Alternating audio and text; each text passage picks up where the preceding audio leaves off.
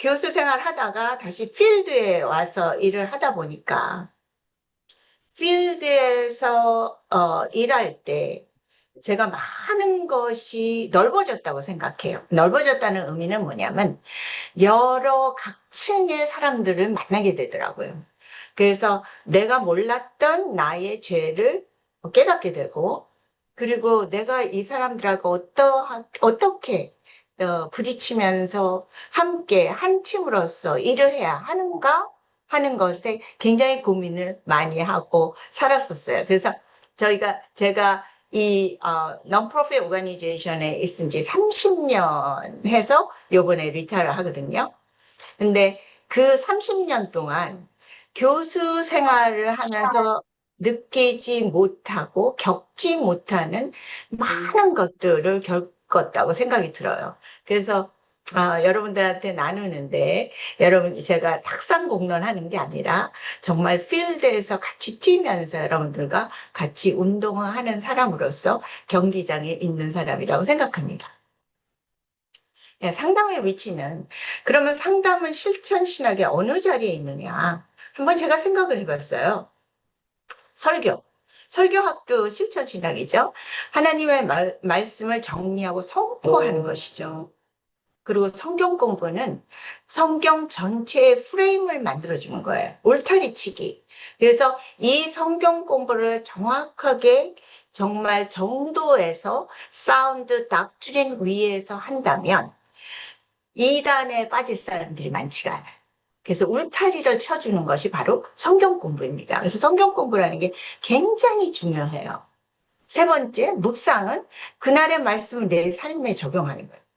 이 원리는 갖고 있어요. 컨텐츠는 가지고 있어요. 근데 그걸 적용을 못하면 우리가 크리스찬으로서 욕먹는 것이 바로 이 부분이거든요.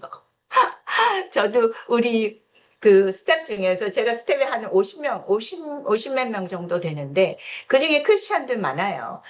사모도 있고 전도사들도 있고 막 그래요. 그런데 이렇게 보면 물론 정말 진실하신 분들이 있어요. 그런데 그렇지 않고 그냥 말만 좀 그렇고 진짜 실제적으로 그분들이 딴 사람들한테 본이 되지 못하는 분들이 있더라고요. 그건 왜? 그 사람이 믿지 않아서가 아니라 믿는데 그 성경의 원리를 정말 내 삶 속에 적용해서 나와의 싸움 그리고 자아를 깨트리는 아사 나를 죽이는 거기에서 실패한 사람들인 것 같아요. 그래서 자기를 돌아보는 거, 그다음에 자기의 삶에 적용하는 거, 이것이 가장 중요한 것이 바로 묵상입니다. 여러분들 신앙의 성숙은 어디서 온다고 생각이 들어요? 성숙한 신앙. 그건 어디서 올까요? 나를 돌아보는 데서 가. 그래서 묵상이 중요한 거는 내가 나를 자꾸 점검하는 거예요. self-examination. 자기 점검. 내가 왜 이 말을 했지? 내가 왜 이 행동을 했지? 다음에는 내가 어떻게 해야 될까? 이런 자기 점검이 쌓이고 쌓이면서 그것이 바로 성화의 과정이며 우리 성숙의 과정입니다. 네 번째, 상담. 그럼 상담은 어떤 위치에 있을까요? 내담자 삶 속에 들어가. 그 삶 속에 들어간다는 것은 굉장히 큰 의미예요. 그냥 내가 점핑 한다는 것이 아니라 그 사람의 위치에서 그 사람의 그 감정에서 내가 함께 공유하는 거예요. 그래서 그 사람을 하나님의 언약에 초대하며 함께 걸어가는 거예요. 그래서 그 상담자는 물론 여러 명이 될 수 있어요. 한 사람의 인생에서 또 한 사람의 상담자가 있는 것이 아니라 어느 시기에 원이어 동안 이 사람에 그 다음에는 다른 사람에 들어갈 수 있어요. 그러나 그동안 1년 동안, 2년 동안, 3년 동안 내가 상담자로서 내담자를 돕는다면 내가 함께 그 사람과 믿음의 여정을 걸어가는 자입니다. 여기까지 어떻게 생각하세요? 자, 상담은 잃어버린 양을 찾아 어깨에 메고 온 후의 역할이에요. 잃어버린 양을 찾는 그 마음도 굉장히 중요합니다. 그래서 예수님께서 헤매면서 또 가시고 언덕을 찾고 또 언덕 밑에 절벽을 찾으면서 절벽 밑에 있는 가시 덩굴에서 어린 양을, 잃어버린 양을 메십니다. 그 이후에 어떻게 할 것인가? 그것이 바로 상담. 잃어버린 양, 회심한 양, 그 양을 우리는 어떻게 해야 돼? 매일매일의 삶에서 부딪히는 여러 가지 문제, 고통, 고난, 그리고 선택, 이것들을 우리가 함께 나누는 것이 바로 상담입니다. 여러분들 고디안의 매듭이라는 그 신화를 들어보셨어요? 어, 이거는 지금 저기를 하시면 아마 옛날에 알렉산더 대왕이 프리기아를 점령하였을 때 이 고디안의 매듭이라는 그것을 끊는 사람이 이 세계를 정복한다라는 신화가 있었대요. 근데 아무도 이 매듭을 찾을 수도 없고 매듭을 풀 수가 없는 거예요. 그때 알렉산더 대왕이 어떻게 했는지 아세요? 그냥 칼로 내리쳤어요. 그랬더니 풀어졌죠. 그래서 정말 알렉산더 대왕은 정말 세계를 제패하는 제왕이 됐습니다. 여기서 가르치는 것은 뭐냐면 복잡하고 얽힌 어려운 문제를 풀 때 통상의 관념을 버리고 획기적이고 과감한 해결책을 도모하라는 가르침입니다. 그래서 우리가 이런 얘기도 있어요. 우리가 어떤 문제를 볼 때 그냥 문제를 자꾸 파고들지 말고 out of box, 박스에서 나와라. 박스에서 나와서 그것을 다시 볼 때 문제를 다시 볼 수 있는 인식이 생기고 퍼셉션이 생기고 그리고 해결점을 찾을 수 있다. 근데 이것은 사실은 회심의 단계일 거예요. 단번에. 그리고 획기적이고 단번에 무슨 일어나는 일들. 그러나 상담은 믿음의 여정을 같이 걸어가는 성화의 과정입니다. 이 과정이라는 말이 굉장히 중요해요. 프로세스. 우리가 쉽게 풀어지는 매듭이 아니라 한 단칼에 끊어지는 매듭이 아니라 상담은 일주일에 한 번씩 만나, 일주일에 두 번씩 만나. 하나하나의 매듭을 풀어가는 과정이에요. 여러분들 보시면 제가 이 강의를 하면서 저 강의를 할 때 이렇게 쉽게 강좌를 하는 게 아니라 굉장히 고민하면서 하거든요. 어떻게 이거를 비유로 얘기할 수 있을까? 우리가 이제 운동을 해요. 운동을 하는데 큰 근육을 강화하는 운동을 하게 되죠, 보통. 그런데 더 중요한 것은 잔 근육을 강화시켜야 돼요. 그 잔 근육은 여러분의 밸런스를 늦추게 됩니다. 그래서 넘어지는 것을 막아주는 거예요. 그래서 훨씬 더 중요한 게 장 근육을 강화하는 것입니다. 장 근육을 강화하는 거는 아령을 드는 것이 아니라 큰 아령을 드는 것은 큰 근육을 발달시키는 거예요. 그런데 장 근육은 요가, 필라테스, 그리고 작은 아령으로 천천히, 그리고 무게를 낮게 해서 하면은 잔 근육이 발달하게 됩니다. 아까 말했듯이 고디안의 매듭처럼 단칼에 끊는 것이 아니라 천천히 프로세스를 갖고 조금씩 한 단계씩 가는 것이 상담입니다. 또 하나 다른 비유를 보자면 잔뿌리의 역할이, 큰 뿌리들 옆에 잔뿌리가 나 있습니다. 그 잔뿌리가 바로 물도 흡수하고 영양분도 흡수하고 큰 비바람이 올 때 큰 뿌리를 지탱해주는 역할을 하게 되는 거예요. 그래서 잔뿌리를 강화하는 역할, 잔근육을 강화하는 역할, 이것이 바로 상담입니다. 상담은 큰 것이 훅 변하는 것이 아니에요. 그러나 조금씩 한 단계씩 한 단계씩 물 한 모금씩 하는 것이 바로 상담입니다. 상담의 분야, 카운슬링을 보면 여러분들이 하는 것은 전문적인 카운슬러의 역할이 아니라 어, 동료들 그리고 교회에서 자매들을 또 형제들을 교회의 그 직분자들을 그렇게 도울 수 있는 그 분야라고 생각해요. 그래서 결혼 문제, 부부 갈등, 뭐 자녀 문제, 그다음에 경제적인 문제, 근데 조직 사회에서의 갈등, 그리고 질병과 죽음 이러한 부분이 여러분들이 다뤄야 할 부분입니다.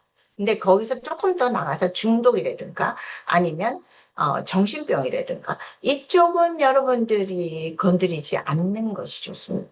왜냐하면 전문가가 필요한 상담 분야입니다. 그런데 중독을 술 중독을 가진 남편 옆에 있는 부인, 남편, 그리고 그 아버지 밑에 있는 자녀들, 이런 사람들을 도울 수는 있겠죠. 그리고 기독교 상담의 위치는 이렇습니다. 맨 오른쪽에 보면 정신과 상담원, 그리고 중독 상담원, 매직 카운슬링, 그리고 가정폭력, 그 다음 피어 카운슬링. 그래서 피어 카운슬링은 아주 라이트 터치지만 이것이 더 중요할 수도 있습니다. 전문적으로 들어가면 들어갈수록 그 효과, 그러니까 어, 치료의 효과는 점점 낮아집니다. 그래서 가정폭력 피해자를 우리가 교육시키는데 그 교육의 아웃컴이 몇 프로냐? 3%밖에 안 됩니다. 그러면 중독인 사람들을 치유하는데 몇 프로가 될까? 그리고 정신병자들을 치유하는데 몇 프로가 될까? 어쩌면은 그 사람들의 강도는 줄일 수 있습니다. 그럼 완벽한 치유가 가능할 건가? 그것은 의문스럽습니다. 그러나 피어 카운슬링은 훨씬 더 여러분들한테 많은 아웃컴을 줄 수 있습니다. 그래서 여러분들이 보람을 느낄 수도 있고 그리고 그 사람들의 성숙을 보면서 여러분들이 굉장히 함께 기뻐할 수 있는 부분이 바로 이 피어 카운슬링입니다. 그러면 상담의 목표는 뭐라고 생각합니까? 상담의 목표는 두 가지로 제가 나누었어요. 상처를 치유하고 세상의 가치관으로부터의 극복.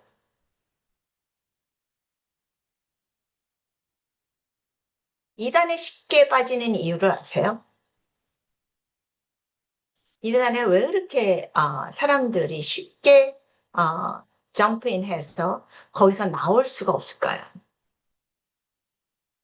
정명석이 운영하는 그 단체도 그리고 또 나는 신이다라는 그 다큐멘터리를 보면 사람들이 많이 이단에 빠져서 혼돈 속에 들어가 있잖아요.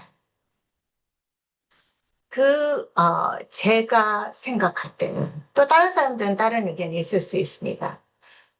음, 현실의 그 상처가 클 때, 그때 자기가 여태까지 살아왔던 그 가치관이 무너집니다. 내가,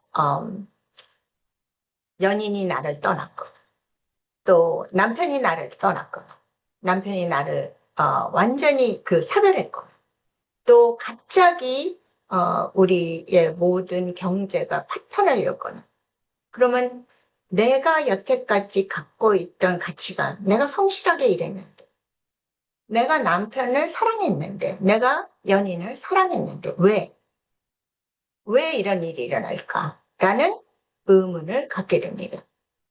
그리고 내가 가졌던 여태까지의 가치관은 그러면 틀렸다는 것인가? 그래서 내 가치관의 그 전체가 머릿속에서 공백으로 남게 됩니다. 그럼 내 가치관이 다 사라졌어요. 그때 나는 무엇인가 새로운 걸 찾게 되잖아요. 그 새로운 걸 찾을 때 이단이 들어오면 확 빠져버리게 됩니다. 그래서 내가 공허하고 혼돈의 상태에서 답을 주는 그 이단에게 빠지게 되는데 그 답만 주는 게 아니라 이단은 기적도 일으키고요. 그리고 나만 따라오라. 그럼 모든 것이 된다. 이 세상적, 현실적인 답을 줍니다.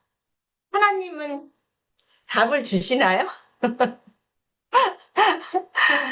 하나님은 현실적으로 나타나셔, 나 따라와. 그러면 모든 것이 해결돼. 그렇게 하시지 않으시잖아요. 우리가 하나님한테 가면 갈수록, 그리고 나를 포기하라 그러시고, 묵묵하시고, 그냥 기다리게 하시고, 그래서 본 해퍼가 마지막에 사형장에 들어가기 전 그 감옥소에서 침묵하시는 하나님이라는 걸 얘기했죠. 그래서 본 해퍼를 아시죠? 여러분들 본 해퍼 아세요? 예. 제2차 세계대전이 일어나기 바로 직전에 그 히틀러를 살해하기 위해서 많은 그 지도자들이 모였습니다. 그 중에 본 해퍼가 신학자로서 그리고 신학교에서 가르치는 교수로서 한 몫을 담당했어요. 그것이 발각되자 모두 감옥에 들어갔고 감옥에 들어서 2차 대전 해방되기 한 달 전에 처형이 됐습니다. 감옥에 들어가서 하나님께 부르짖었을 거예요. 하나님 무엇입니까? 얘기했을 거예요. 약혼자도 있었습니다. 그런데 하나님은 침묵하셨어요. 예수님께서 십자가의 길을 가실 때 하나님은 침묵하셨어요. 그래서 침묵하시는 하나님을 기다리기보다는 나한테 빠른 답을 주는 이단에 빠지게 됩니다. 그렇죠? 그리고 이단은 또 하나 뭐가 강력하냐면 소속감이 기가 막혀요. 그러니까 이 집안에서 교회에서 줄 수 없는 강력한 소속감을 줘요. 그래서 외로우신 분들, 고독하신 분들 이단에 들어가면 뭔가 내가 소속돼 있구나. 누군가의 이 모든 단체가 나를 사랑하는구나. 이런 걸 느낀다고 그래요. 그래서 이단에 빠지는 이유가 바로 이것입니다. 혼돈의 상태에서 답을 주고 두 번째 강력한 소속감으로 외로움과 괴로움을 잊게 하는 그것 때문에 이단에 빠지게 되죠. 그러나 우리의 상담의 목표는 상처를 치유하고 그리고 세상의 가치관으로서 극복하는데 하나님의 세계관을 우리가 우리 머릿속에 마음속에 차곡차곡 지속적으로 우리가 그것을 다져줘야 되는 거죠. 여러분들 세계관 공부한 걸로 알고 있습니다. 그리고 챗GPT도 공부한 걸로 알고 있습니다. 네, 세계관이라는 것이 정말 굉장히 중요한데 이 세계관들이 흐트러질 때 그리고 이단의 세계관은 하나님의 세계관과 정말 틀립니다. 그래서 그것들을 주의해서 보시고요. 그 다음에 상담의 과정은 나를 발견하고 알아가는 여정이다. 그러니까 나를 점점 알아가는 길, 나를 발견하는 길, 나로부터 도주하는 것이 아니라 나를 발견하고 알아가는 길이 바로 상담의 과정입니다. 그럼 나를 어떻게 하면 알아갈 수 있을까요? 여러분들 조하리의 윈도우 모델이라는 것을 배운 적 있습니까? 조하리의 윈도우. 내 마음의 창입니다. 마음의 창. 첫 번째 윈도우를 보겠습니다.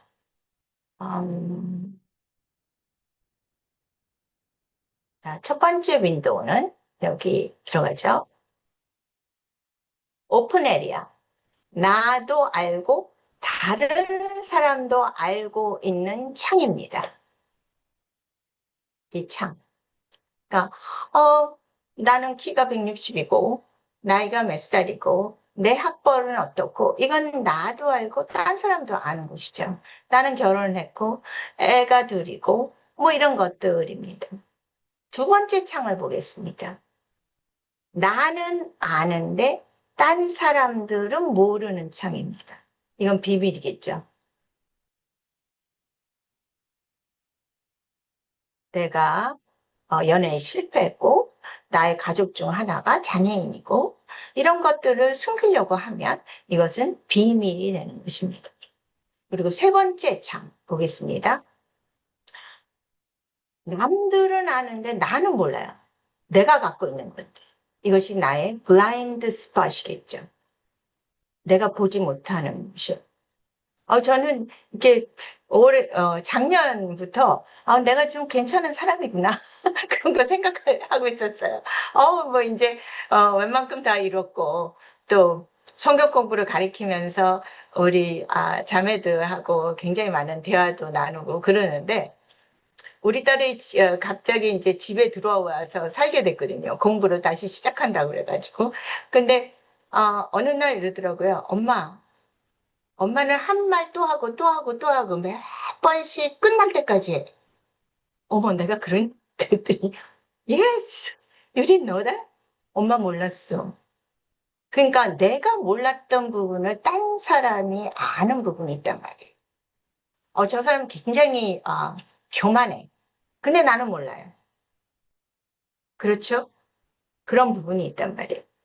저 사람 너무, 겸손이 아니라 비굴해. 그런데 나는 몰라. 이러한 것을 블라인드 스팟이라고 합니다. 그리고 나도 모르고 딴 사람도 몰라요. 그 부분이 있습니다. 그건 무의식 속에 들어간 부분이죠. 그러면 이것을 어떻게 해야 될까? 우리가 점점 나를 알고 발견하는 여정은 이 오픈 에리아가 점점 넓어지는 것입니다. 그래서 이, 이 창이 점점 넓어지는 거죠. 이 창이. 완벽하게 다 될 수는 없죠. 그죠? 우리가 살아가면서 퍼펙트한 사람은 없잖아요. 그리고 여기도 히든 에리아도 점점 알게 되는 겁니다. 그리고 남들에게 오픈할 수 있는 부분을 오픈하는 것이 건강한 겁니다. 그렇죠? 점점 나는 막 가드를 해가지고 성을 하나 쌓고 둘을 쌓고 셋을 쌓고 그러면 사람들이 들어올 수가 없잖아요. 그러면 교제를 할 수가 없는 거죠. 그래서 이게 점점 더 열려지고 나도 모르고 다른 사람도 모르는 이 부분을 늘려가는 것이죠. 이것이 바로 나를 알아가고 발견하는 여정입니다. 여러분들 한번 지금 생각해 보세요. 여기에 집어넣을 게 뭐가 있는지. 나는 아는데 딴 사람들은 모르는 비밀. 나는 모르는데 딴 사람이 아는 것. 그 뭘까? 그것들은 어떻게 해서 발견이 될까? 관계 속에서 발견됩니다. 홀로 있으면 절대 알 수가 없어요. 홀로 있는 사람은 나르시즘에 빠지기 때문에 절대 있을 수가 없어요. 그런데 관계 속에서도 나를 자꾸 점검하지 않는다면 그 사람은 피상적인 관계만 맺기 때문에 발견할 수가 없습니다. 피상적인 관계만 지속적으로 이 사람 저 사람 만나는 사람, 그 사람들은 발전이 없어요. 왜? 자기를 돌아보지 않기 때문에. 자, 저의 강의는 기본에 충실하려고 합니다. 그럼 무슨 말인가? 저는 성경 말씀을 중심으로 여러분과 나누기를 원합니다. 여러분의 성숙을 위해서 여러분들이 성숙하는 만큼 여러분들은 다른 사람들을 도울 수 있습니다. 저는 이 말씀을 정말 믿습니다. 그리고 항상 제 삶에서, 현실에서 나타나고 있습니다. 진리는 너무 단순합니다.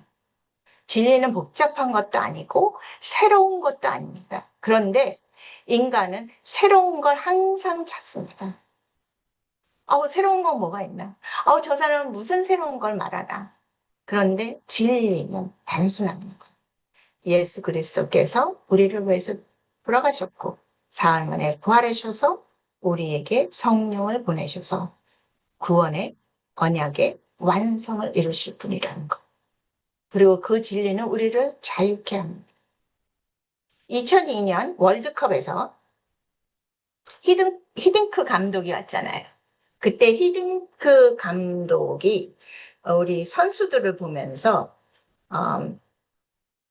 어떤 점을 더 개발하고 어떤 점을 더 보완해야 되겠다고 했습니다. 한국 사람들은 이렇게 얘기했습니다. 우리 한국 선수들은 체력은 좋아요. 그런데 기술이 없어서 마지막 골을 못 넣습니다. 그건 기술 부족입니다. 그렇게 얘기했습니다. 그런데 히드크 감독은 no, 아니다.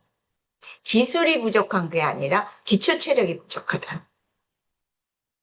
그렇게 해서 그분은 정확하게 무엇인가를 봤는데 그것은 가장 기본 기초 체력을 본 겁니다. 우리 강의안도 저는 기본에 충실하고 싶습니다. 그래서 사실은 창세기라는 거,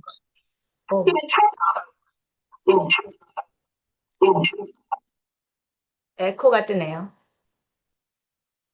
이제 됐어요? 누군가가 이걸 오픈해서 그런가 봐요. 됐습니다. 강의 안에 우리가 창세기를 보자는 거는 창세기의 1장서부터 3장까지, 4장까지 너무 중요한 하나님이 누구시라는 것, 그 다음에 인간이 누구라는 것을 너무나 자세하게 설명해 주셨기 때문에 그것에 칼빈의 기독교 강요도 마찬가지입니다. 칼빈의 기독교가 제1강에 하나님을 아는 지식과 우리 자신을 아는 지식은 서로 연결되어 있다.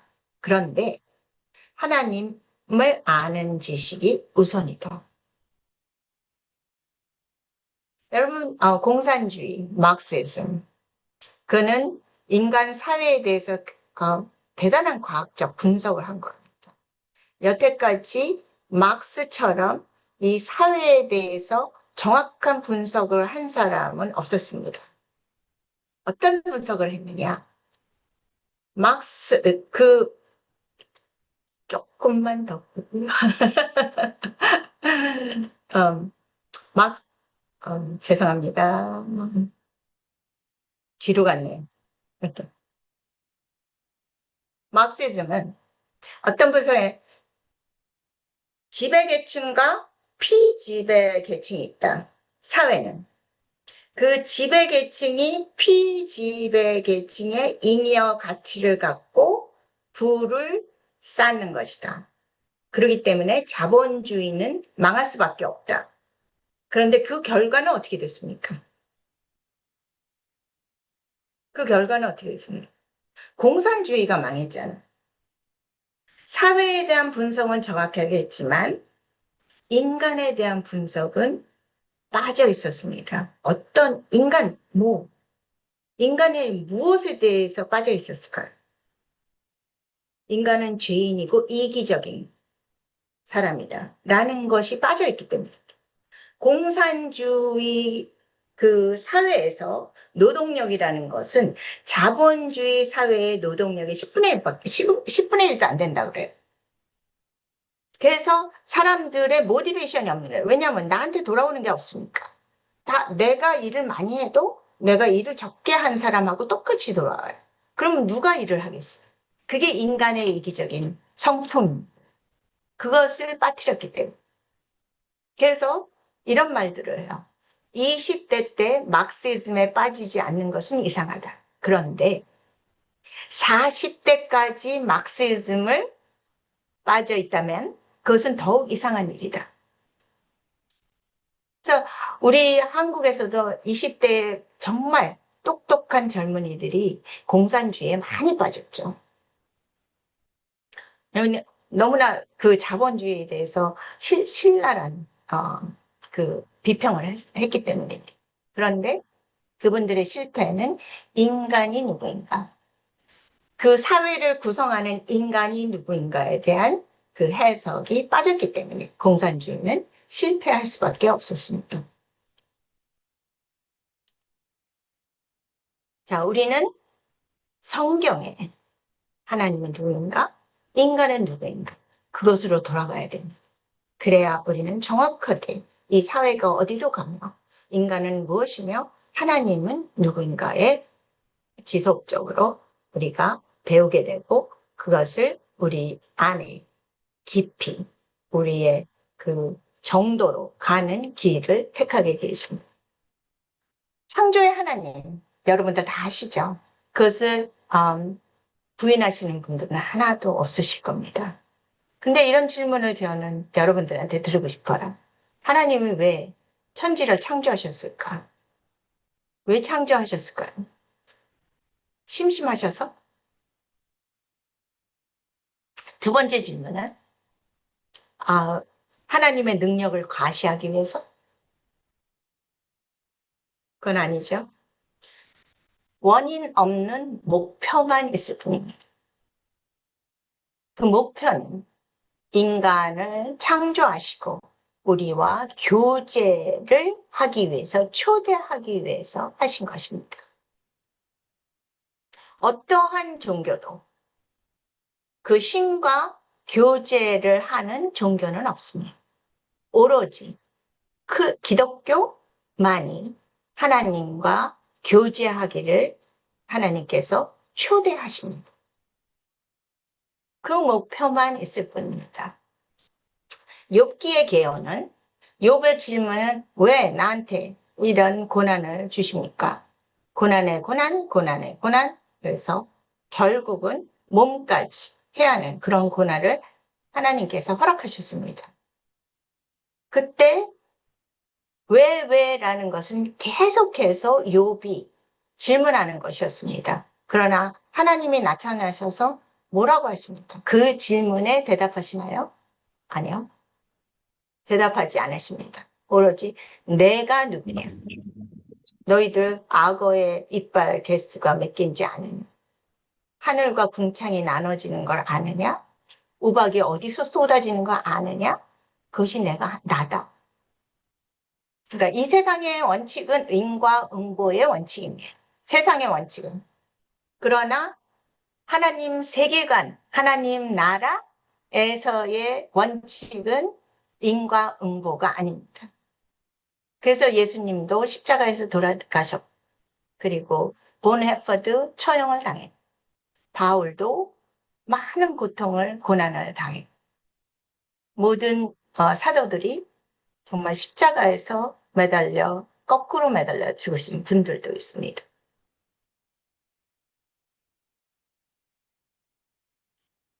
자, 신간과 인간과 다시 한번 하나님께서 천지를 창조하셨습니다. 그리고 인간을 창조하셨습니다.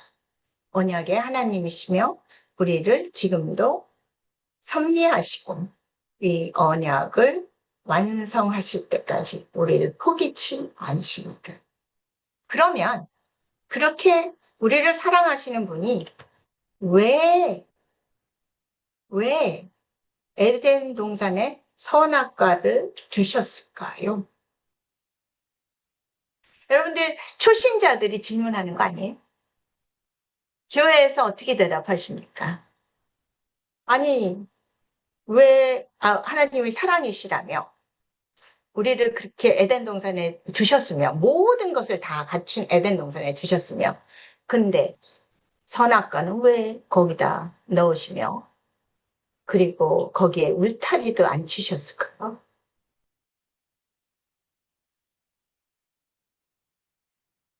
질문인데 대답은요?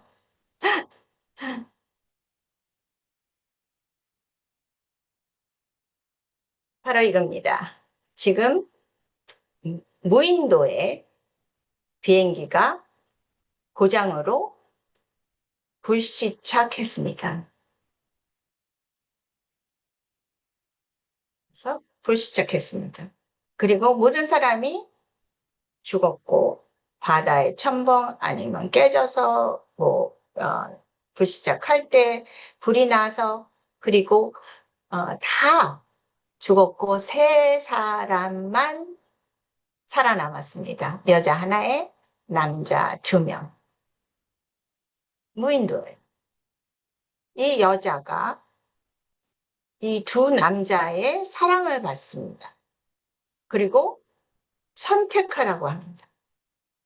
이 남자도 이 남자도 모두 이 여자에게 나와 결혼해 달라고 합니다. 그때 이 A라는 남자가 가만히 생각하다가 오케이 내가 이 여자의 사랑을 받는 거는 이 남자를 바닷속으로 첨벙 집어넣는 수밖에 없구나.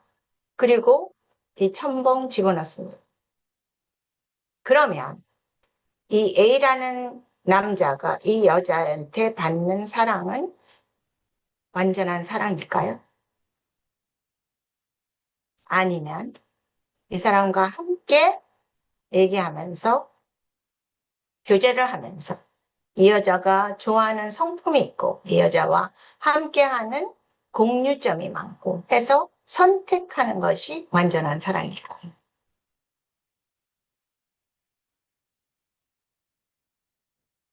그것을 주신 것이 바로 자유의지, 하나님께서 주신 자유의지입니다.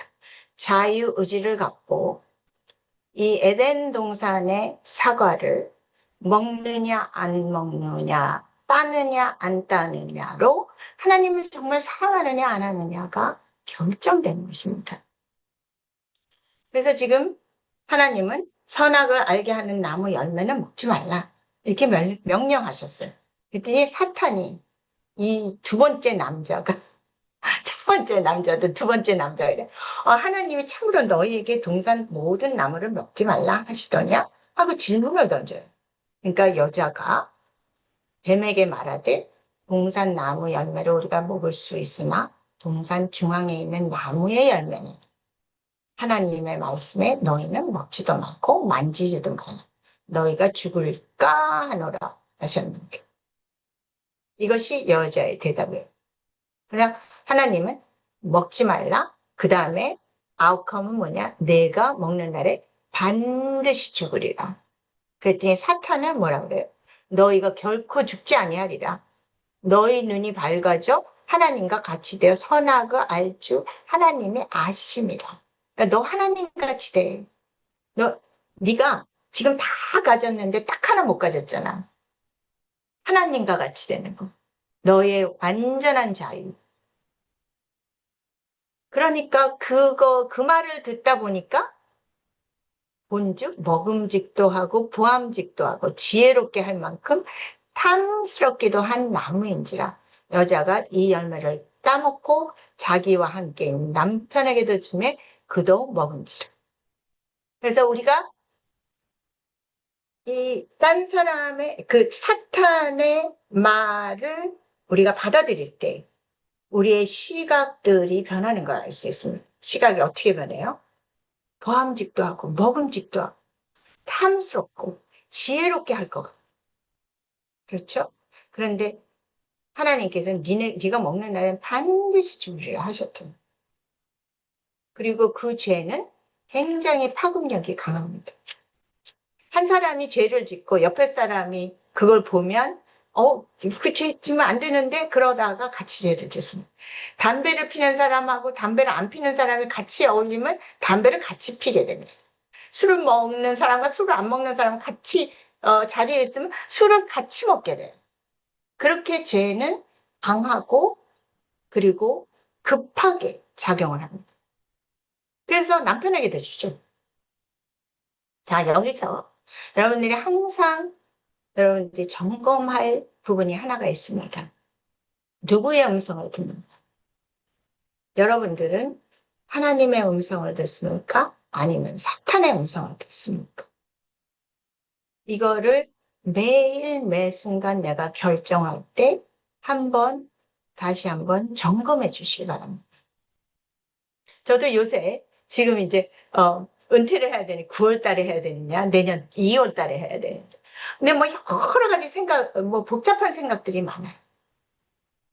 그럴 때 제가 하나님 이러다가 내가 지금 너무 쓸데없는 사고 속에 사고가 사고를 낳고 사고가 사고를 낳고 이거 전혀 이게 프로덕티브한 일이 아닙니다.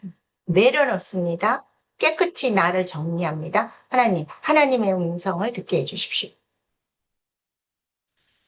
그래서 우리가 사탄의 음성을 들을 때 우리는 문제가 점점 많아지게 되죠. 여기처럼. 그러니까 하와와 그 아담이 사탄의 음성을 들으면서 하나님과 멀어졌듯이 우리가 사탄의 음성을 듣기 시작하고 자꾸 그런 결정을 하게 되면 하나님과 점점 멀어지게 되는 거죠. 제 결과를 한번 보겠습니다. 여러분들,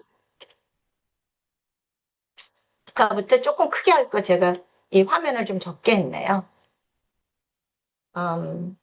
제 결과 3장 7절 이에 그들의 눈이 밝아져 자기들이 벗은 줄 알고 무화과 나무 잎을 엮고 치마로 삼았다. 이건 뭘까요? 수치심입니다.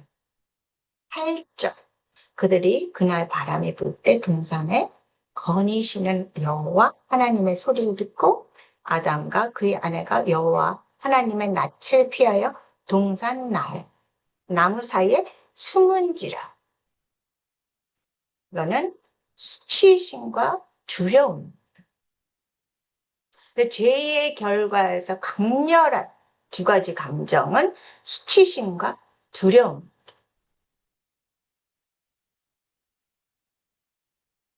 그래서 여러분들을 점검할 때도 내가 지금 수치심을 갖고 있는가? 내가 지금 한 일에 대해서. 그리고 내가 두려운가? 그것을 점검해 보시오. 그리고 돕는 내담자한테도 어떤 감정을 느낍니까? 수치심 느끼지 그러시면 안 되고 그러시면 정지하는 게 되고 그 사람이 뒤로 백업하게 되죠. 내담자라도 어떤 감정을 느끼는가 하는 것을 오픈하기 시작하는 것이 굉장히 중요합니다. 그래서 그 두 강렬한 감정에 따르는 행위가 바로 수치심은 가면입니다. 무화과 나무로 덮는 거죠. 그리고 두려움은 도주입니다. 하나님을 피하는 거죠. 그죠? 그래서 이 가면과 도주에 대해서 조금 더 상세하게 알아볼 것입니다.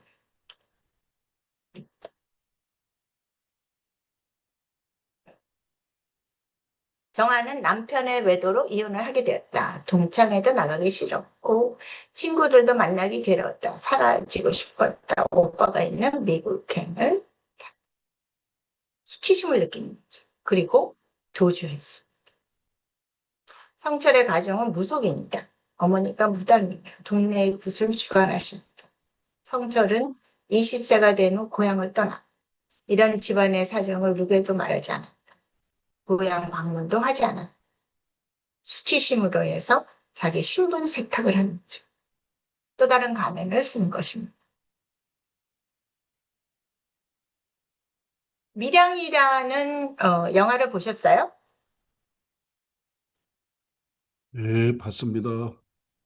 네, 또 다른 분들 밀양 보신 분 있으세요?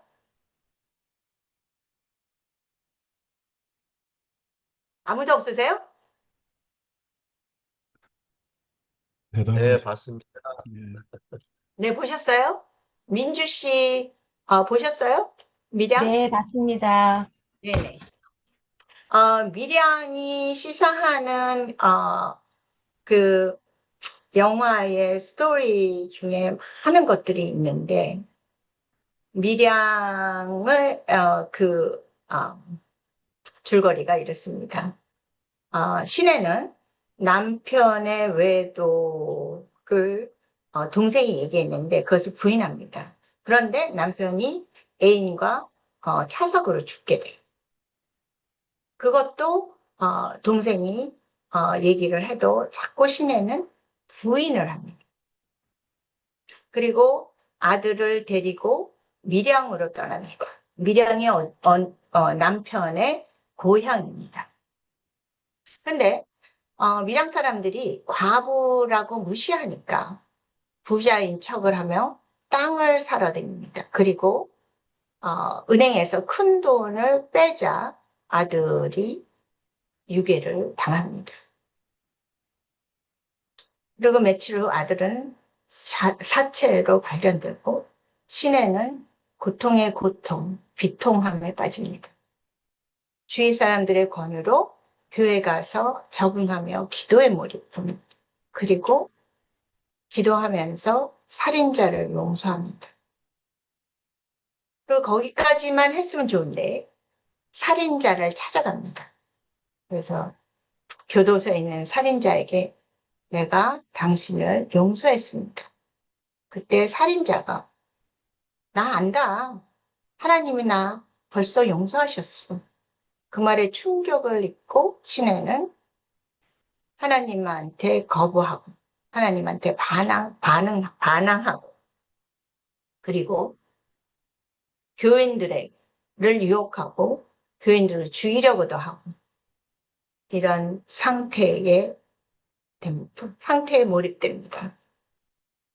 이 밀양의 처음에 그 모습은 시내는 도주합니다. 도주. 자기가 직면하는 현실이 너무 힘들기 때문에 도주합니다. 그리고 시내는 가면을 씁니다. 부자라는 가면. 그래야 다른 사람들이 자기를 무시하지 않는다는 생각이었어요. 그런데 그리고 하나님을 만나지만 하나님을 만난 것을 기도와 그리고 뭐 철야 예배, 새벽 기도 막 이렇게 하면서 자기의 그 아픔을 어, 치유하려고 합니다.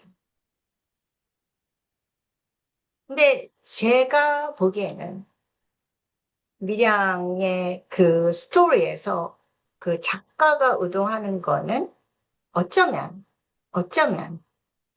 치유에는 시간이 걸리는데 갑작스럽게 용서와 기도와 그리고 살인자를 찾아가는 이 갑작스러운 변화가 어, 진정한 치유가 아니라는 것을 얘기해 주는 것 같습니다. 치유는 시간이 걸립니다. 자기 아들이 죽었잖아요. 그것도 살인자에게. 사고사간 살인자가 아들을 처참하게 죽였습니다. 그리고 그 상처를 직면한다는 것은 너무 힘든 일입니다. 남편도 외도를 했고 남편이 죽었고 이 자체가 너무 힘든 그 사실인데 그것이 기도와 갑작스러운 종교적인 행위로 그것을 치유했다기보다는 포장지로 감싼 게 아닌가 하는 생각이 듭니다. 그래서 우리는 좀 더 섬세하게 시간을 갖고 나를 바라보며 또 내담자를 인도해야 됩니다. 불안할 때 선택을 하면 꼭 실패합니다. 불안하다는 것은 내가 도망하고 싶을 때고 수치심을 느낄 때는 수치심을 가리기 위해 가면을 쓰면 성장을 제어하게 됩니다. 상담원이 해야 하는 일은 불안한 감정과 수치심을 드러내며 극복할 수 있도록 해야 되는데 이것이 과정입니다. 한순간에 되는 것이 아닙니다. 한순간에 회개하고 한순간에 용서하고 수많은 기도로 인해서 우리를 포장하게 되면 진정한 용서가 아닌데 용서한 것처럼 느끼고 기도를 많이 하게 되면 정말 하나님이 원하시는 것이 이건 줄로 착각할 때가 있게 됩니다. 꼭 다 그런 건 아닙니다. 상황을 피하는 것이 답이 아니라 직면할 때 답을 찾지 못할지라도 우리는 상황을 극복할 수 있는 성숙의 단계에 진입합니다.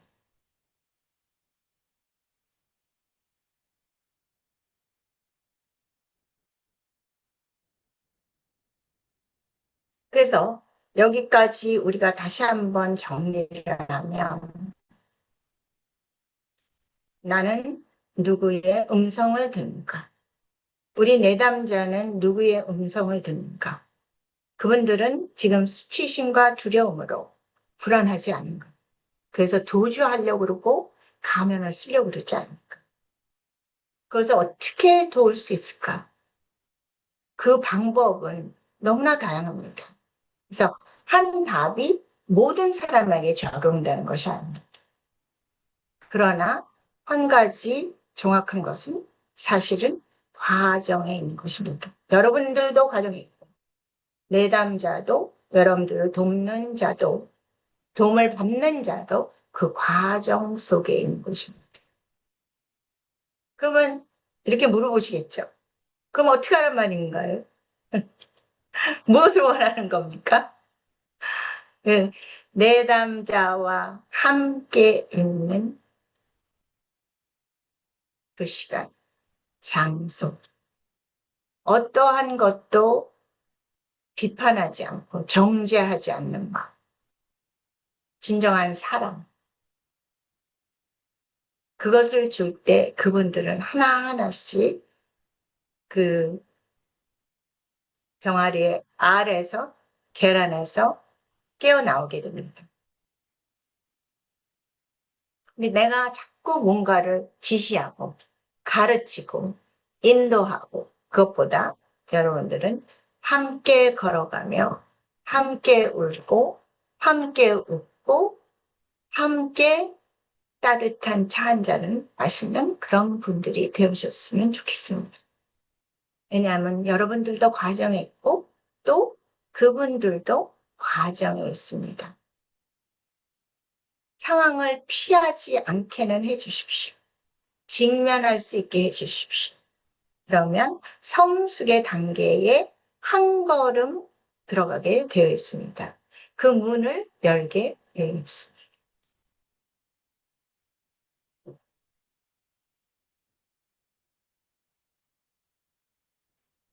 자, 구속 언약을 보겠습니다. 우리가 다 죄를 짓고 우리 아담과 하와가 죄를 짓고 에덴 동산에서 쫓겨났습니다. 그러나 하나님께서는 언약을 해주셨습니다. 내가 너로 여자와 원수가 되게 하고 내 후손도 여자와 원수가 되게 하리니. 그러니까 우리는 항상 영적 싸움 속에 들어가 있는 거예요. 여자의 후손은 내 머리를 상하게 할 것이요 너는 그의 발꿈치를 상하게 할 것이라. 그러니까 우리는 지속적인 영적 싸움을 하게 되는데 사탄은 나의 뒤꿈치만 물고 뜯는 사탄입니다. 그러니까 발뒤꿈치만 물어요. 발뒤꿈치만 찢어요. 발뒤꿈치만 상처를 내립니다. 그것이 외적 공격입니다. 근데 내 안에 있는 나, 가장 연약한 부분을 공격하는 겁니다. 하와를 공격할 때 어떤 공격을 했을까요? 그 공격은 하나님이 되고 싶은 것을 알고 있었을 것 같아요. 사탄은. 다 가졌으니까. 에덴 동산에 everything she has, he has. 하나 안 가진 게 바로 선악과잖아. 따먹는 거. 그러려면 하나님과 같이 되는 거죠. 그와 마찬가지로 사탄은 내 발뒤꿈치만 물 수밖에 없지만 내 연약한 부분을 정확하게 알고 있으니 나보다 더. 자, 이제부터 가인의 분노와 살인에 대해서 보겠습니다. 가인은 어떠한 감정과 어떠한 행동을 했는가. 이것이 바로 존속살인의 시초입니다. 그렇죠? 우리가 볼 때 정말 가정에서 아들이 아버지를 살해하거나 어머니를 살해하거나 그건 정말 포로 자식이라고 그러고 하는 여러 가지들을 우리가 말할 수 있는데 신문에도 나와 하는데 이 첫 번째 존속살인이 바로 창세기 4장에서 시작됩니다.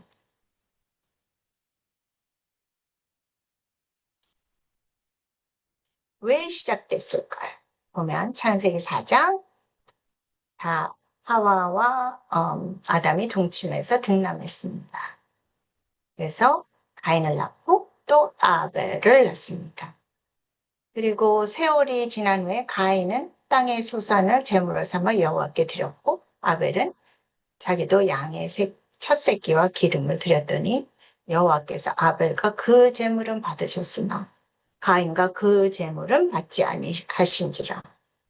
왜 받지 않으셨을까요? 여러분들 아시는 분 계세요? 가인의 제물은 왜 안 받으셨을까요?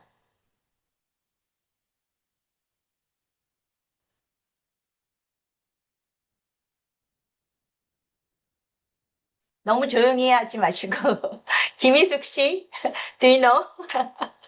아세요? 왜 아벨은 받고 가인은 안 받으셨을까요? 아벨의 제물은 받으시고.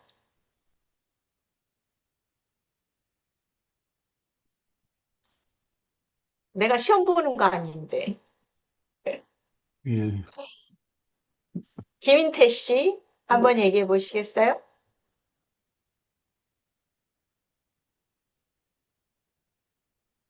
모두들 묵묵부답. 뭐. 제, 믿음의 문제 같은데. 네? 믿음의 문제. 형, 믿음의 문제. 형식적으로, 예, 예. 아주 비슷합니다. 자, 예, 여기 보시면, 창세기 4장 4절을 보여주세요. 여호와께서 아벨과 그 제물은 받으셨으나 가인과 그 제물은 받지 아니하신지라. 그러니까 제물뿐만 아니라 아벨이에요. 아벨과 그의 제물. 그리고 가인과 그의 제물.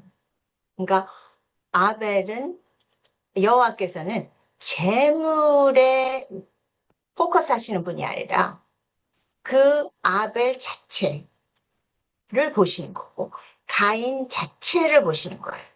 그러니까 아벨은 지속적으로 여호와와 교제를 갖고 하나님이 좋아하시는 것이 무엇인가? 하나님이 기뻐하시는 것이 무엇인가? 그것을 항상 생각했던 교제의 아들이었고 가인은 그냥 형식적으로 그냥 재물만 바치고 내가 벌 안 받으려면 이 정도는 해야지 하고 했던 걸로 저는 느껴집니다. 그래서 그때 가인이 몹시 분하여 안색이 변하니 하나님께서 여호와께서 가인에게 이르시되 내가 분하여 하면 어찌 됨이냐 안색이 변하면 어찌 됨이냐 내가 선을 행하면 어찌 낯을 들지 못하느냐 선을 행하면 죄가 문에 엎드려 있느니라 죄가 너를 원하나 너는 죄를 다스릴지라 이렇게 해서 하나님이 간섭하십니다. 너가 지금 하는 것은 옳지 않아. 그러니까 선을 행해야 돼. 죄를 원하지만 너는 죄를 다스릴 수 있는 자유의지가 있어. 그런데 가인은 계획적인 살인을 합니다.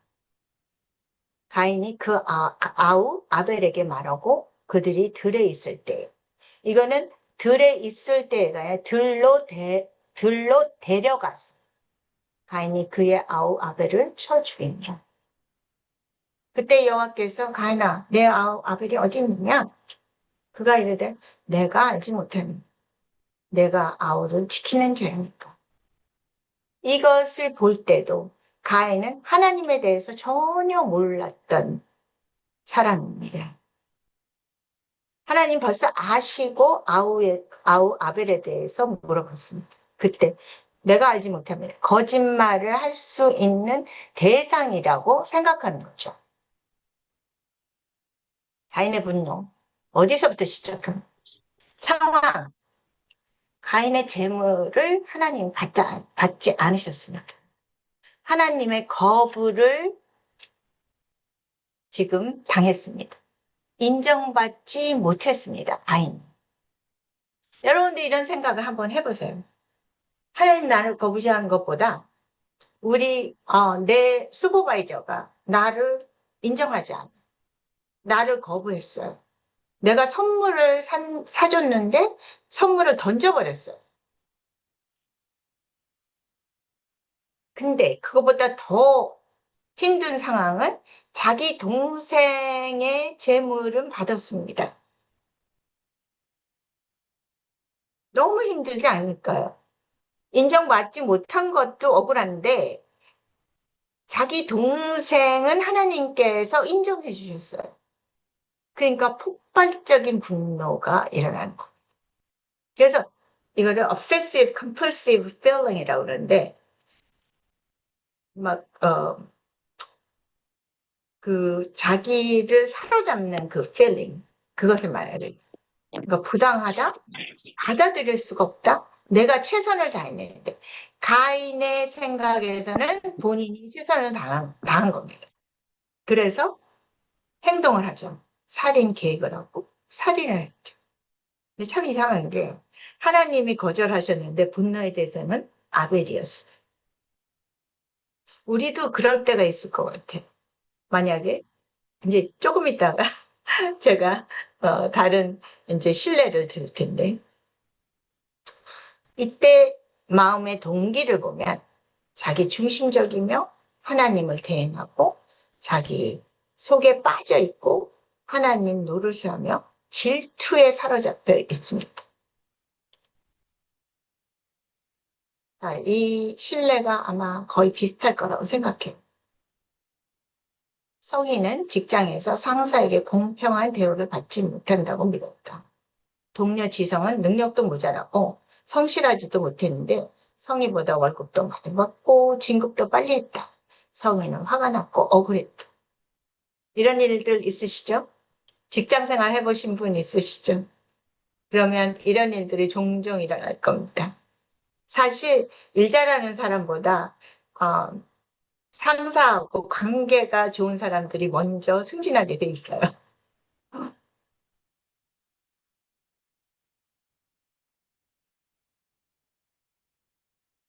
자, 그래서 보면 일반 상담은 감정을 중시하고 사고와 행위에 중점을 둔다. 감정을 중시해요. 일반 상담에서 감정은 뉴트럴하다고 생각해요. 그러니까 good and bad가 아니다. 선과 악이 아니라 감정은 중립적이다. 그렇게 해서 잠깐만요. 리얼리티 테라피를 보면 자동차의 네 바퀴를 이야기하면서 정확하게 설명을 하는데 우리가 자동차 요새는 four-wheel drive 카가 많잖아요. 그런데 그렇지 않고 two-wheel drive 카도 있습니다. 그래서 눈이 많이 오지 않는 곳은 two-wheel drive를 사용하게 되죠. 그래서 첫 번째 그 휠은 사고, 그리고 노란 또 두 번째 휠은 행동입니다. 그 사고와 행동을 바꾸면 감정과 신체는 따라온다. 사고를 어떻게 바꿔? 나는 할 수 있다. 나는 괜찮은 사람이야. 행동, 지금 나가서 운전하자. 지금 나가서 뛰자. 지금 나가서 모든 것을 조절하자. 공부하자. 운동하자. 뭐 이런 것이 달라지기 시작하면 우리의 감정, 분노도 사라지고 우리의 신체 반응, 혈압이 오른다거나 잠을 못 자거나 이런 것들이 달라진다는 거. 그래서 이것이 리얼리티 테라피의 자동차의 네 바퀴로 비유를 하게 됩니다. 네, 여러분들 어떻게 생각하세요? 맞습니까?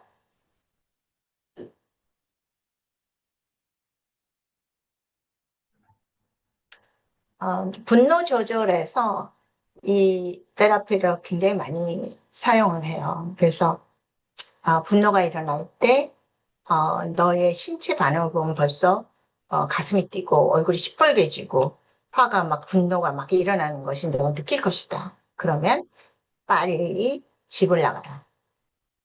집을 나가서 한 20분 동안 산책을 하면서 웬만큼 조절이 될 때 다시 돌아오는데 너한테 얘기를 한다. 나는 더 이상 분노를 내지 않아도 돼. 그리고 부인과 얘기해서 해결하죠. 아니면 이거는 조금 더 시간을 갖고 생각하면서 나중에 해결하죠. 그래서 사고와 행동이라는 부분을 체인지하면서 감정과 신체를 조정하는 것입니다.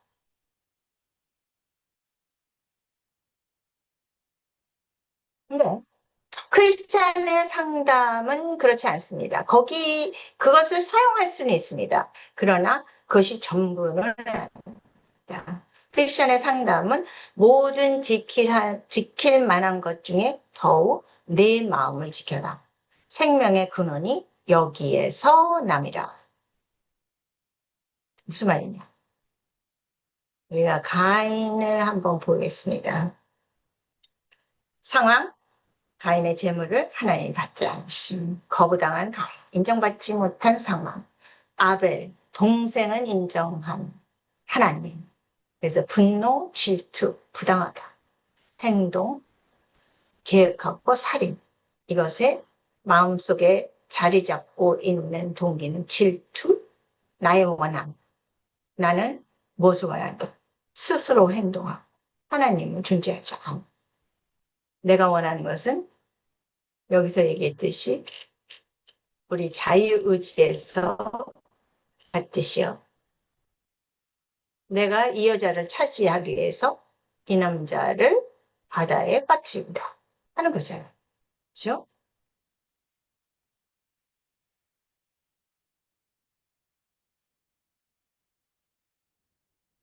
그러니까 이 여러분들은 성숙한 사람들이고 또 하나님을 더 알기 위해서 노력하는 분들이고 그래서 이 도표가 여러분들에게 많이 사용될 줄. 내 마음속 깊이 자리 잡고 있는 동기가 무엇인가를 살펴야 됩니다. 그리고 여기서 회개를 해야 됩니다. 미량의 신뢰는 이 감정에서 감정으로 돌아가는 길을 빨리 택했을 수 있습니다. 이 분노를 삭히고 그리고 용서를 하고 그리고 행동에서 그 사람을 찾아가서 살인자를 찾아가서 그리고 용서했다고 하고 그런데 진정 내 마음속에 자리 잡고 있는 동기가 무엇인가를 깊이 받는가 안 받는가 회개가 형식적이냐 아니냐 그것들은 좀 생각해 봐야 될 것이라고 생각합니다. 그래서 내가 깊이 이 저기를 질투와 하나님이 있지 않은가 스스로 하나님같이 생각하고 내가 원하는 것들을 추구하기 위해서 모든 것들을 살인할 수 있고 계획할 수 있는 이 마음들을 정확하게 바라보면서 회개가 이루어질 때 그때 나는 하나님에 대해서 승복하게 되고 하나님이 누구인가에 대해서 다시 한번 바라보게 되고 그래서 하나님을 신뢰하게 되는 것입니다. 그래서 내 마음속 깊이 작게 잡고 있는 동기가 신뢰, 하나님에 대한 신뢰, 믿음. 이것들이 깊이 자리 잡을 때 나는 기다릴 수 있고, 그리고 그 상황을 받아들일 수 있고, 내가 잘못한 것에 대해서 깊은 회개를 할 수 있고, 그것으로 인한 하나님이 주시는 평강을 얻을 수 있는 것입니다.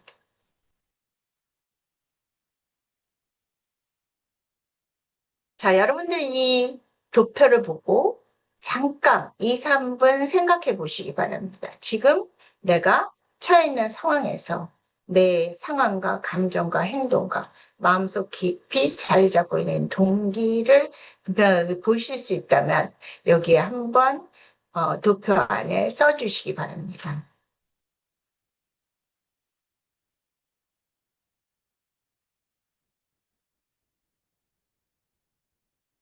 2분 드리겠습니다. 아니, 3분. 6시 17분인데 6시 20분에 제가 질문하겠습니다.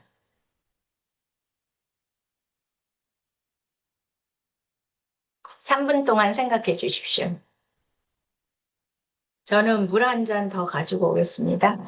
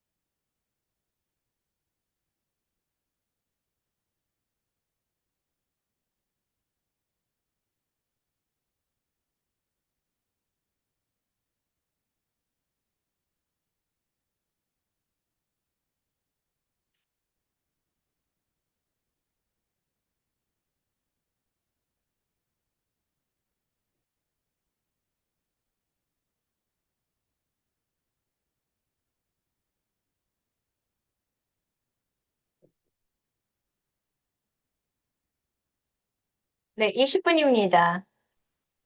누구 발표하실 분 계신가요?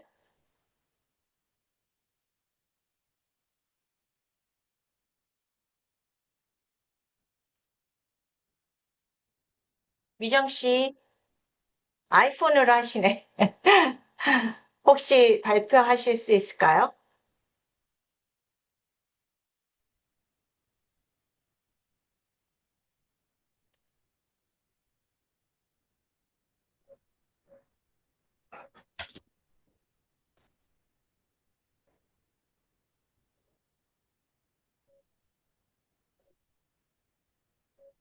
언뮤트 하셔야 될 것 같아요. 교수님, 네네. 저는 어렸을 적의 얘기를 한번 생각해 봤는데요. 네네. 어, 아까 과인과 아벨을 얘기를 들으면서 또 제가 번뜩 떠오른 건데, 네. 저희 엄마가 저는 아빠를 닮았고 성격이나 외모나 동생은 외모나 성격이 엄마를 닮았어요.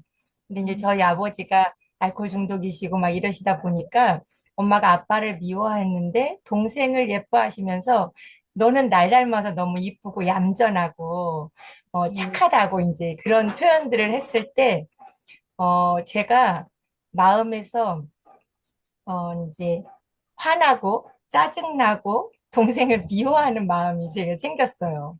음. 음, 근데 제가 그냥 그러면서 행동이 뭐였냐면 걔한테 퉁명스럽게 말하고 동생을 사랑하기보다 경쟁자로 여기고 동생의 약점이나 단점들을 더 크게 보고 그리고 놀려댔던 것 같아요. 동생한테. 여기 점이 났는데, 너 이거 점, 독수리가 와서 이거 점 쪼아 먹는다 그러면서 막 동생을 어, 초등학교 때 약 올리고, 너 엄마가 다리 밑에서 주워왔다. 막 이런 표현을 하면서. 어, 지금 생각하니까 너무나 웃기는데, 그런 말들로 동생을 겁주고 막 그랬던 것 같고, 네. 제 마음속 깊이 이제 자리 잡고 있었던 동기는, 아빠를 싫어하고 미워하는 엄마가 아빠를 닮은 저까지 미워하고 싫어하는 것에 대한 불안감과, 음, 어, 나보다 동생이 더 사랑을 차지하고, 엄마의 사랑을 차지하고 있는 것이.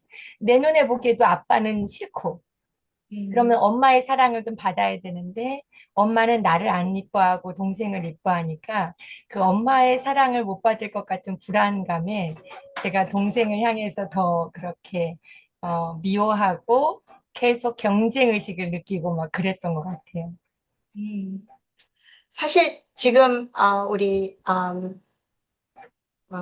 발표하신 분 미정 씨인가요? 아, 민주. 네, 민주, 강민주. 박민지 씨. 네, 사실 어른애잖아요. 그럼 그렇죠. 부모가 잘못한 거예요. 그죠? 먼저. 당연하게. 지금으로서는 우리 민지 씨가, 그것에 대해서, 받아들이고, 또, 어, 여유로운 마음을 가지지만, 그때 어렸을 때는 그럴 수밖에 없다고 저는 생각이 들어요. 정말로. 근데 그렇게 차별적으로 키우는, 집안이 굉장히 많아요. 그렇죠. 특별히 아버지가 알코올 중독이라든가 가정폭력 가해자라든가 그리고 또 무슨 도박을 한다거나 이런 중독 현상들이 있는 가족에는 엄마의 마음이 불안하기 때문에 그리고 엄마가 안정되지 못했기 때문에 일어나는 일들이 정말 많고 그래서 어, 주영훈 씨가 새롭게 하소서의 그 MC를 보면서 이런 한탄을 하더라고요. 도대체 우리 아버지 세대에 어떤 일이 있었느냐? 왜 아버지들이 다 가정폭력자고 중독자고 이래서 자식들을 폭행하고 부인을 폭행하는 이런 사람들이 너무 많은데 도대체 무슨 일들이 있었는가? 그런 한탄을 하는 걸 들었거든요. 그래서 뭐 폭력, 중독, 아니면 또 외도, 이것이 세 가지가 너무 만연한 사회가 바로 우리 아버지의 세대였던 것 같아요. 그래서 그거는 정말 민지 씨의 잘못이 아니라 그 가족 속에서 일어나는 어, 여러 가지 그 다이나믹 때문에 할 수 없이 생기는 그 행동과 감정이 아닌 생각이 들어요. 우리가 이 더 선생님이군요. 정말 이런 것을 이렇게 편안하게 얘기해 주셔서 너무 감사하고 맨 처음에 주하리의 춤이잖아요. 그걸 보시면서 이렇게 많이 오픈하셨다고 생각이 들어요. 그리고 이 블라인드 스팟도 넓어졌고 그 다음에 내가 어, 히든 파트도 넓어졌고 이렇게 돼서 점점 성숙할 수 있는 그 길로 진입하지 않았나 합니다. 너무 감사해요. 이렇게 얘기해 줄 수 있다는 건 굉장히 건강한 행위이고 건강하지 않은 사람들은 할 수가 없어요. 또 다른 사람들 오픈하실 수 있는 사람 해주시면 좋고요. 한 사람만 더 하시면 좋겠고, 그리고 넘어가겠습니다. 다음 교재로. 음, 그 하여튼 뭐, 예, 저는 이제 우리 교우 케이스예요. 교우. 네. 그분이 너무 어렸을 때 부모님에게 그 버림받아서 고아원 이런 데 전전하면서 사셔가지고 음, 예, 항상 자세가 굴종적이에요. 그리고 다른 사람한테 그 비율을 맞추면서 생존하려는 그런 자세예요.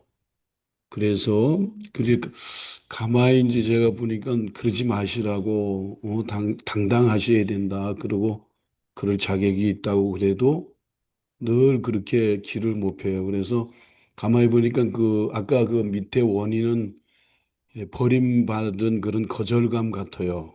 부모님에게. 그래서 이럴 때 네. 어떻게 그것을 상담을 해야 될지를 그 제가 이거 들으면서 좀 고민이 돼서 좀 물어보고 싶습니다. 이 부분에 대해서.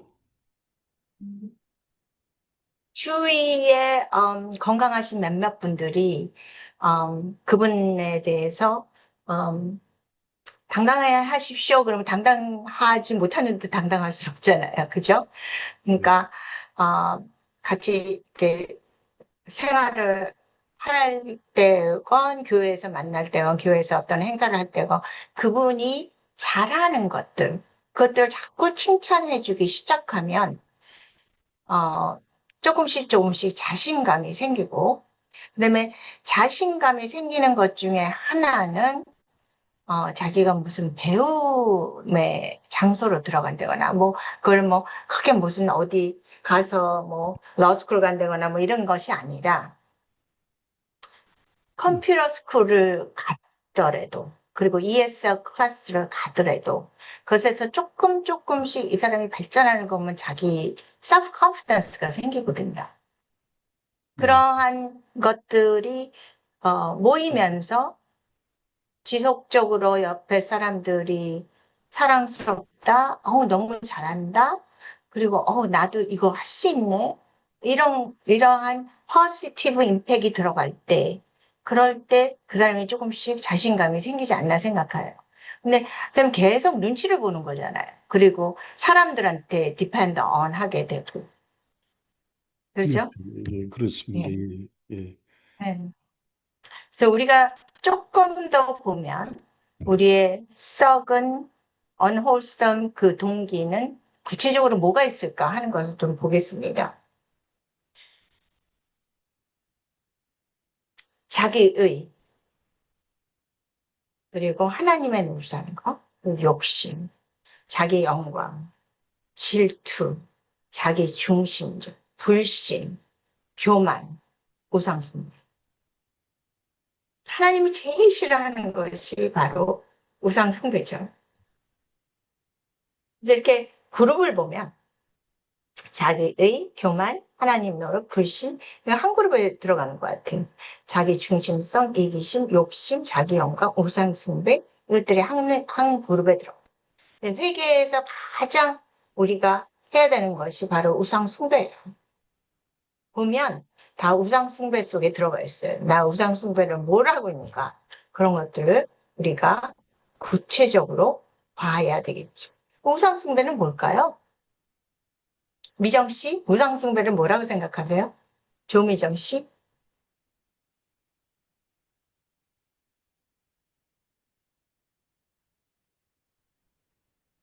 하나님 말고 다른 것을 섬기는 것이라고 생각합니다.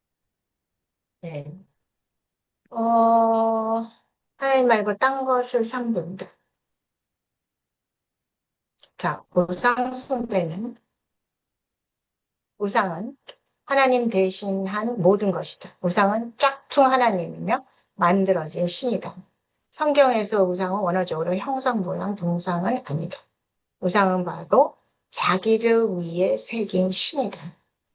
나를 위해 만든 신이에요. 그들 자신을 위한 탐욕에서 비롯돼서 그들을 위해서 만든 신을 의미한, 즉 우상이란 쉽게 말해서 자기 자신을 위한 것, 나를 만족시킬 신이다.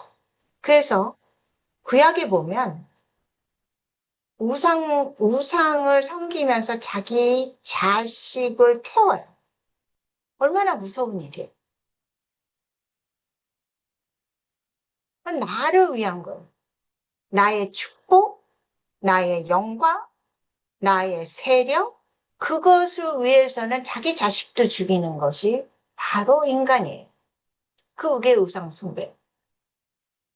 그럼 우리의 내담자의 우상 숭배가 무엇인가를 한번 살펴보십니다. 내담자의 우상 숭배는 무엇인가? 우리가 우상 숭배하는 거에는 몇 가지가 있는데 그것 중에 관계를 우상 숭배하시는 분들이 있어요. 이 남자, 이 여자면 나를 모든 것을 해결해 줬을 것 같아. 나를 위한 거죠. 진정한 사랑이 아니야. 그래서 이런 말이 있어요. Julie loves Tom. Tom loves Julie. Actually, Julie loves Julie. Tom loves Tom. 그 사람이 줄리가 톰을 사랑해. 톰이 줄리를 사랑해. 근데 실제적으로는 줄리는 줄리를 사랑하고 톰은 톰을 사랑해. 나를 위해서 그 사람을 사랑하는 거죠. 그리고 부자가 되기 위해서는 무슨 짓도 한다는 건데 무슨 짓이라는 게 뭐 그 대단한 큰 짓이 아니라 도둑질이 아니라 이거예요. 형제들끼리 싸우는 거 있죠. 왕자의 전쟁 뭐 이런 것들 신문에 나더라고요. 근데 그것이 재벌에만 속한 것이 아니라 일상 집안에서도 형제끼리 유산을 가지고 싸우잖아요. 그런데 거기에는 거짓이 들어가 있고 욕심이 들어가 있고 매니플레이션이 들어가 있습니다. 그건 뭐냐? 우상숭배인 거죠. 그 다음 권력을 위해서 무엇이든지 하죠. 저 이거 실제인지 아닌지는 모르겠어요. 그런데 권력을 내가 한남동에 가면 거기가 용산이 있기 때문에 용이 승천하는 산이다. 그래서 청와대를 가지 말고 한남동에 가야 된다. 그래서 갔다는 소문도 있어요. 저 실제인지는 모르겠습니다. 그 권력을 위해서 정말 할 필요 없는 것들을 하는 거죠. 그리고 거기서 구슬하고 물을 몇천 톤을 썼다는 얘기도 있습니다. 저는 구슬하면 왜 물을 그렇게 써야 되는지 저는 잘 모르겠습니다. 근데 그렇게 하는 것은 구슬하고 그리고 무당에 찾아가고 뭐 도사를 만나고 이런 건 무엇을 위한 건가? 그건 나의 권력을 얼마만큼 지속적으로 계속해서 유지할 수 있는가를 위해서 구슬하는 거잖아요. 그것이 우상숭배죠. 그런데 결국은 나의 영광을 위한 거죠. 그러면 우상을 발견하고 그 다음 단계는 무엇일까? 우상 발견하고 그 다음 단계는 무엇을 해야 됩니까? 자, 다시 한번 보겠습니다. 우리 신뢰 다시 한번. 자녀 교육에서 한번 보겠습니다. 여러분들도 다 알고 계시는데. 지금 5분 남았죠, 총장님? 그죠? 예, 맞습니다. 아이들이 나 원하는 대로 따라주지 않는다. 7살, 8살, 그렇게 되니까 애들이, 뭐 학원에 가자 그래도, 뭐 엄마 조금만, 이거 하나만 하고, 그래, 엄마 옷 갈아입고. 막 이렇게 되면 엄마가 분노가 일어나는 거죠. 그래서 야단치고 분풀 때까지 한 말 하고 또 한다. 친구, 형제와 비교한다. 아까 민지 씨 얘기대로. 합리적인 논리로 윽박지르고 강요한다. 이 스케일이 얼마나 강하냐에 따라서 욕심이 되고 이기심이 되고 자기 영광이 되고 마지막에는 우상숭배가 될 수 있습니다. 자식도 우상숭배를 해. 그러면 우상을 알았어요. 내가 자식을 내가 우상숭배하고 있구나. 그러면 그것을 어떻게 해야 되느냐? 회개의 필요성이 있는 거죠. 회개. 그래서 보고 분노해요. 자녀들의 반항, 분노해요. 소리 지르고 체벌해요. 그리고 한 말 또 해요. 그리고 어느 때는 밤잠을 못 이뤄요. 이놈의 자식 어떻게 될 거야? 나중에 나 창피한 거 아니야. 그리고 잠 못 자르고 막 잠에 깼다 잤다 깼다 잤다. 이렇게 되면 벌써 여기에 이것이 욕심이냐 우상숭배냐 이것이 들어가는 거죠. 그럼 거기서 정말 내가 내 마음속에 자리 잡고 있는 그 동기가 무엇인가 다시 한번 보면서 하나님이 누구인가? 하나님이 나에게 허락한 자녀인데 왜 내가 내 마음대로 키우려고 하는가? 그리고 나는 왜 걔한테 그런 목표를 아주 강하게 세우고 매일같이 잡는가? 그러면 하나님을 불신하는 거잖아요. 왜냐하면 하나님이 지금 섭리하시고 키우시고 계신데 내가 하나님을 대신하는 거니까 하나님을 신뢰하지 않고 불신하는 거가 되는 거죠. 그러면 정말 여기서 회개의 그 시간을 충분히 가져야 돼요. 그래서 하나님을 신뢰하면서 내가 정말 너무 지나쳤구나. 자식을 사랑하는 게 지나쳐서 우상이 됐고 욕심이 됐고 그리고 자기 영광이 될 거야. 내 자식이 아이비리그로 들어가면 나의 영광이죠. 그래서 아이비리그를 가지 말라는 것이 아니라 그것이 나의 오로지의 목표가 되면 안 되고 그게 나의 오로지의 길이 되면 안 되고 그러나 하나님께서 주신 그 전체적인 섭리 아래서 그 전체적인 계획 아래서 그 자식이 올바른 길을 갈 수 있도록 내가 이 세상의 아빠, 엄마로서의 역할을 하는 거죠.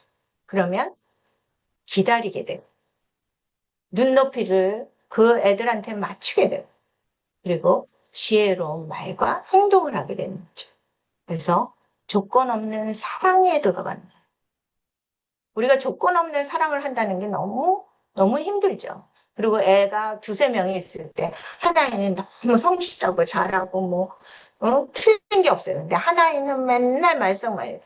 그러면 부모로서도 내 자식이지만 10손가락 깨물어서 안 아픈 손가락이 없지만 그래도 어떤 손가락은 이쁘고 어떤 손가락은 미운 손가락이 있는 거예요. 그래서 그러나 조건 없는 사랑하는 것을 배우게 하기 위해서 하나님께서 우리에게 자녀를 주신 거죠. 근데 아까 밀양에서 만났듯이 이 감정이 감정을 변화시키고 행동이 행동을 변화시키고 이것보다는 과정을 통해서 이 전체의 과정이 천천히 그리고 깊이 있게 하나님에 대한 믿음, 신뢰 그리고 하나님의 그 섭리에 대한 완전함 그것들에 승복하는 그 시간으로 가면서 행동과 감정이 정리가 돼야 돼요. 그럼 회개는 어떻게? 내담자를 둘 때 진심으로 마음을 모아서 해야 되죠. 결과에 염두를 주지 않고 상황을 반전시키려는 마음은 회개가 아니라 하나님의 능력으로 변화시키려는 속임수며 조작이고 그리고 과정이 필요해요. 간단하고 명확하게 골방에서 또 꼭 내가 울고 불고 옛날에 있었던 나의 회개의 그 정점으로 돌아가서 그것을 다시 생각하면서 통곡해야 되는 그것은 아니라고 생각합니다. 물론 내가 지금 회개하며 눈물 콧물이 나오는 건 오케이입니다. 그러나 꼭 그것을 하기 위해서 옛날에 있었던 그 상황으로 돌아갈 필요는 없습니다. 그리고 회개를 하면 그 다음은 악한 행위는 선한 행위를, 악한 동기에 의한 선한 행위는 선한 동기의 선한 행위를. 이 말이 무슨 말인지 아시겠어요?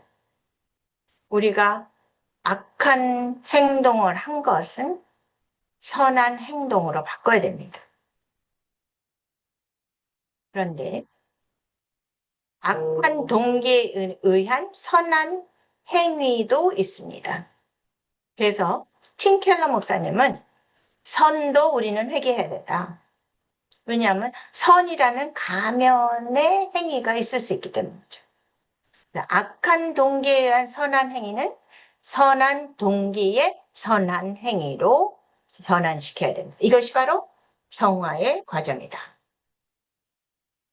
여기까지 지금 1강에서 끝나고 10분 후에 다시 만나겠습니다.